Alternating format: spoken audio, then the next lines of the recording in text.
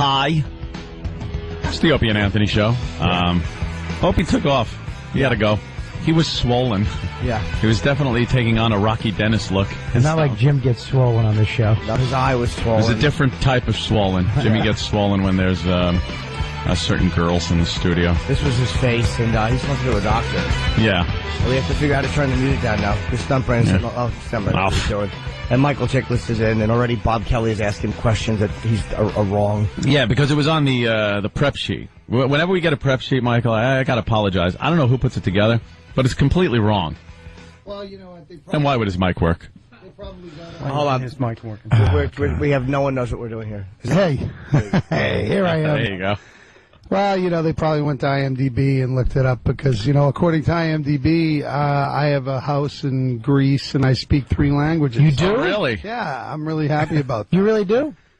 No. I'm kidding. Oh. I'm kidding. What am I, that good of an actor? Do you, everybody?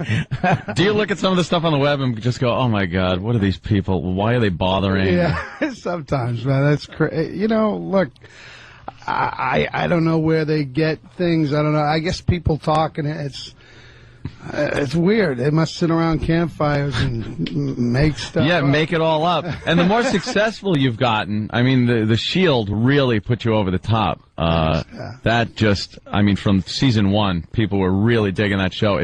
It was a whole new type of, except for regular cable HBO movies like that, you didn't see that on Basic cable. Basic cable. Way. Absolutely. So you guys really kind of broke it open for shows like Rescue Me and other shows where they, Nip Tuck and all, Nip Tuck. I mean, that hard language where you're like, did I just hear that? Yeah, right, exactly. You know, was there any concern when you went into it that there's going to be problems?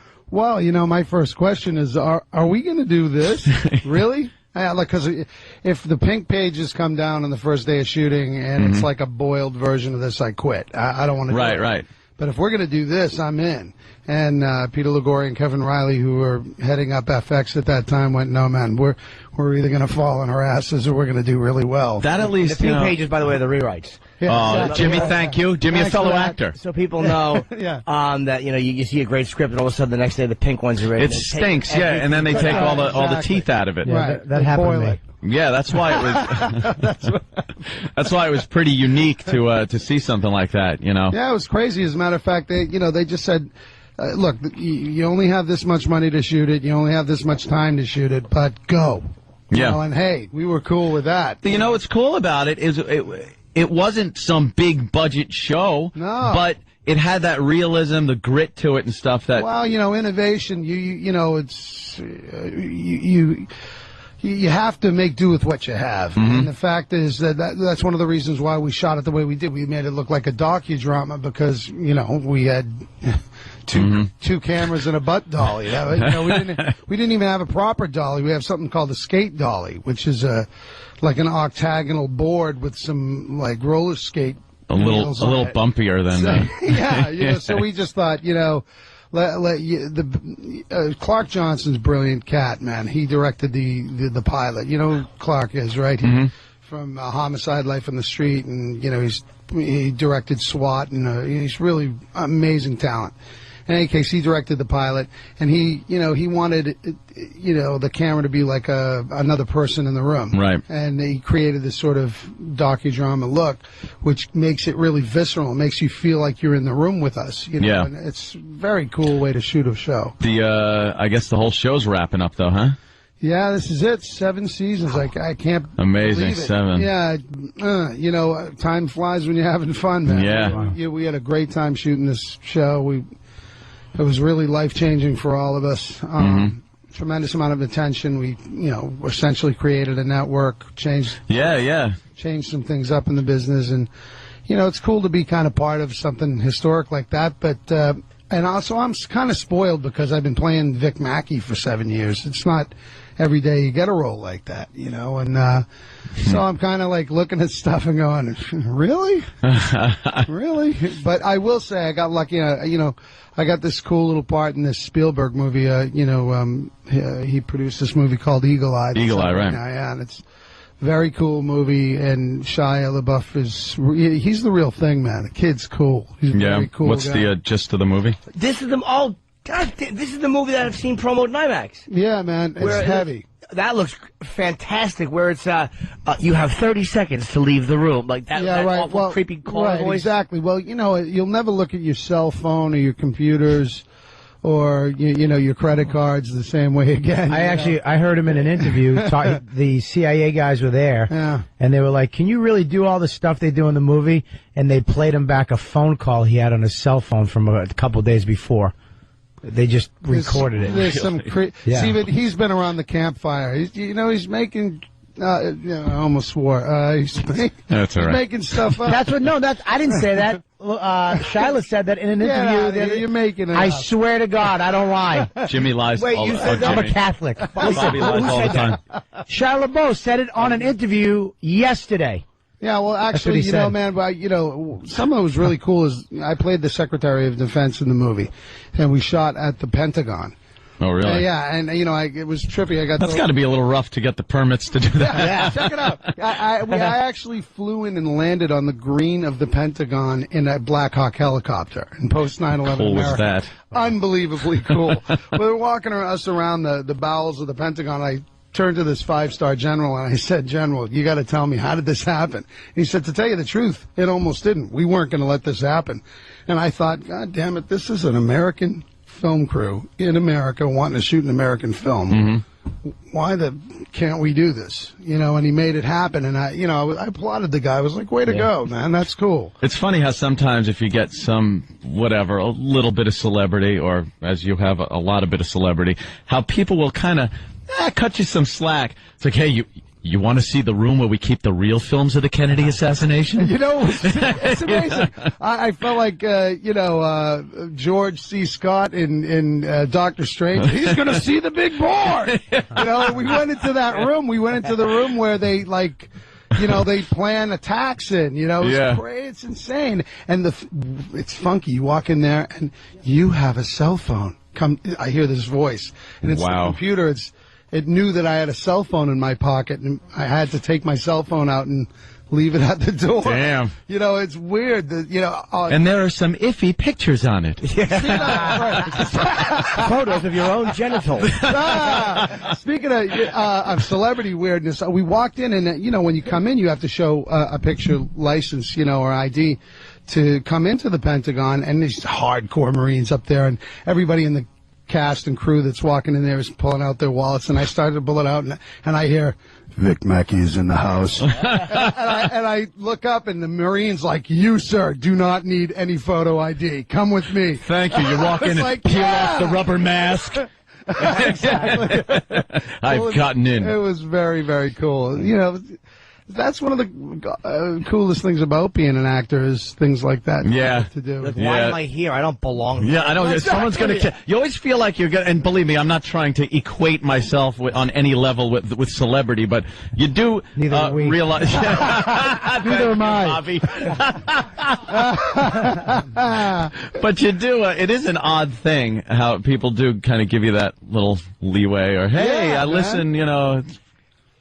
Really? Yes, Jimmy? No, I'm actually agreeing with you. I'm with you. Now, another thing is you've had really good success with your career coming from a spot where you were told by certain reviewers that you'd never work again. Yeah. Well. Have you ever seen some of those people? I need to clarify something. It wasn't reviewers. It was the business, the power of the business. Jesus. It was worse. What happened? That was when he did Wired. The first 20 years ago now. Yeah. I did when I did my first movie. I landed in this movie called Wired. Which was based on a book. Movie, yeah. Thank you. Based on a book by Bob Woodward, and it just was a controversial mess. And I understand you play Belushi, right? Yeah, I understand the reasons why.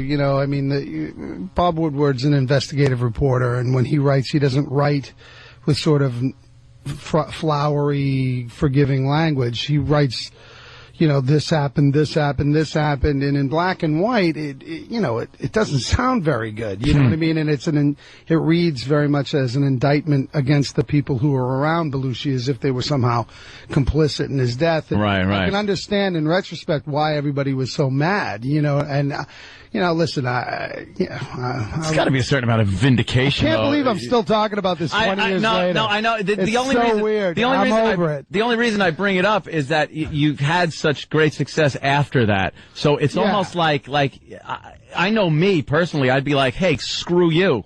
You know what? I'm glad I didn't. I fought that instinct, really. I think that's the single biggest reason why that I did survive it was I didn't fight. I just went, you know what? This is a lot bigger than me. It has nothing to do with me. If I throw my hat in the fray here, I'm going to get my head chopped off. I'm just going to work. I just want to, like you said, it's 20 years. I just want to work. Yeah, it's 20 years ago. You just want to do something. And plus, I was coming from the place that Belushi was an idol of mine. I loved that cat. I didn't want to hurt anybody. I wanted to play this guy. I loved him. Yeah, everyone did. I mean, well, yeah. And by the way, or it was. Can I tell you the specials for this evening? I was waiting tables. Yeah, exactly. It's 23. Oh man, play Belushi, wait tables. Huh. What restaurant was it at? Different mindset. Formerly Joe's on West 4th Street in the Village. It's no longer. That restaurant's it's not around anymore? No, apparently you made the right it's decision. defunct. Yeah, I think I did. And by the way, can I call myself out? Like when you said you were in the Pentagon, and I said yeah, you don't belong there. Like, what am I doing here? That was an implication that I have been in similar circumstances. What a phony I am. I was booted off the set of Two Girls, One Cup. Not having the proper credentials. I'm a fraud.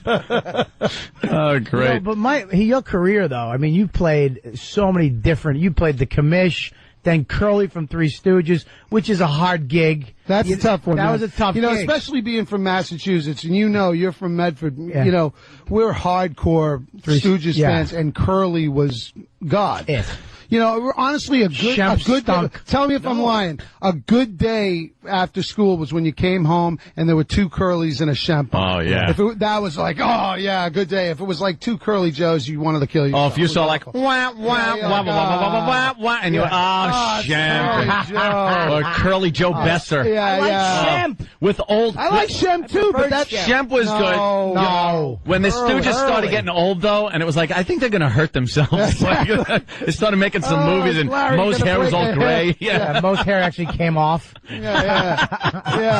So it was probably, when you play someone like that, an iconic guy, like Curly, it was pressure, absolutely. But I felt really good about it because I threw myself at it. And you know what? We shot that in Sydney, Australia. Have you guys ever been there? Go. Are you single? It's the only place I want to go, out of this country right now is Australia. I'm not single, but I'll throw this ring out a window for a good whole house any day.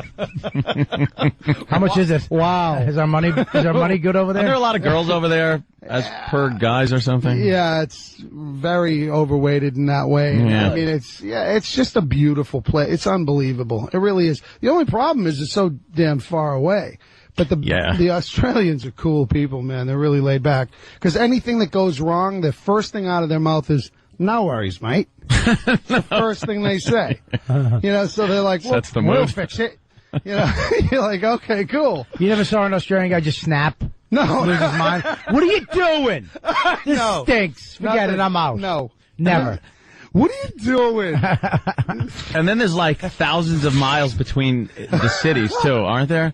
It's not like you can just go from Sydney to some other city without getting on a plane and doing a New York to L.A. or something. Yeah, everybody's on the outer rim of this continent. Yeah, because the middle is just the outback, I guess. It's nothingness. In the middle, it's a desert. There's nothing. Did you go out and do any of those, little wookabat? We went into what they refer to as the outback, but they're Grand Canyon.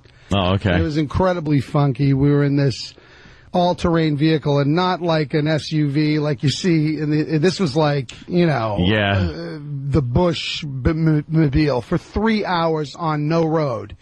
And I was so sick as a dog by the time I got out of that car because you're like, just beat up, just killed and we got out of the thing. It was beautiful, but the guy's telling us there's like 190 different kinds of venomous snake. Oh, fantastic! Yeah, you know, I mean, you didn't want to. No worries, mate. Yeah, it's like, nah, watch out for the vipers, mate. I'm like, you know, so you just don't even want to walk away from him at all. I'm like, hold me. It was crazy. Well, Michael Chiklis, I know we got to get you out of here, but what do we got? Eagle Eye? Yeah, man. Is that out? Is that in IMAX now? I really wanted to see that. I had no idea. Let's go see it today. DJ Caruso is one of the most brilliant directors in the world today. He just knocks it out of the park. It's an unbelievable movie. Shia is unreal in it. You know, Billy Bob it's great. is Billy Bob. Fantastic. He's awesome. You know, Rosario and Michelle Monaghan. It's a great cast. A really, really good movie. And when is that? Is that out now or 26th? 26th, and of course The Shield. Yeah. Final season. Any little insight you could give us on anything? What's going to happen? How this is going to wrap up without ruining anything? Well, you know, put it this way: it's the last season, so stuff happens that you can't take back. I think people are going to be hurt. I think some people are going to be hurt. Stuff happens that you can't. Oh, okay. All right, that's good. Please tell me you did something just to do it, like, because you knew it was ending, like in the last episode. He comes out of the closet and they No. Broadway chorus thing, and then people are like, "What is that?" No, it's like no. That sucks. Show is so good. Freeze, Buster. No, that doesn't happen. Oh god. Well, look for that. When's that starting up? It already did, dude. Oh, it did? Okay. We're in Sorry. week 3. Week 3? Yeah, stay with me. I told you that. I You're like, no, DVD it's everything. Yeah, but I will tell you though, really honestly, the last 7 episodes of The Shield, I'm more proud of than anything I've ever done in my career. I think that particularly the last 7 are the 7 of the best shows I've ever produced. Yeah, I hate to talk stuff, but I'm telling you, it's so well written. The performances are really strong. Every single one ends with a, "Oh, you gotta be kidding you gotta be kidding me." What? You know, and a lot of action. You know, it's like a freight train. That's really cool. good. Yeah, I'm so psyched, dude. You know why, too? Because you're like my hero because you're famous, you're a star, and you're I'm bald. Yes. Like, you know, when I lost my hair, I was like, it's done. I'm done in the business. And then you came But your along. talent was attached to it. I knew that was a softball. There was just so many things that anything could stick Hey, we to. could put our heads together and make an ass of ourselves.